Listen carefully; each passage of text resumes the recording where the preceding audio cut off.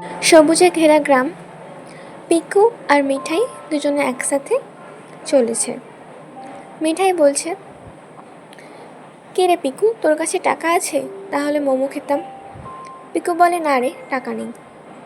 এরপর পিকু বাড়ি আসে, তার মাকে বলে, মা খুব খিদে পেয়েছে, খেতে দাও। কী রান্না করেছো আজকে? মা বলে, এই ডাল ভাত, খেয়ে নে। পিকু বলে, সব দিন ডাল ভাত, আমার ভালো লাগে না খেতে। মাছ করতে পারো না নাকি? জানো তো আমি মাছ খেতে কত ভালোবাসি। কাতলা মাছ আমার প্রিয় মাছ।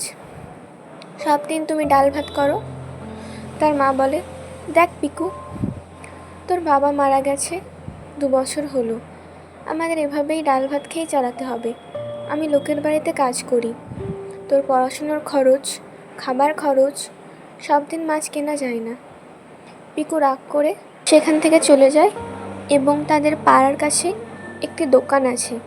সেই দোকানে ডাল ভাত তার সঙ্গে মাছ পাওয়া যায়। সে সেখানে এসে দেখে সেই দোকানটিও বন্ধ।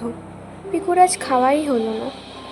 এরপর পিকু দুপুরের দিকে জেলেদের সাথে নৌকায় করে মাছ ধরতে যায়। বাজারে তো মাছের অনেক দাম।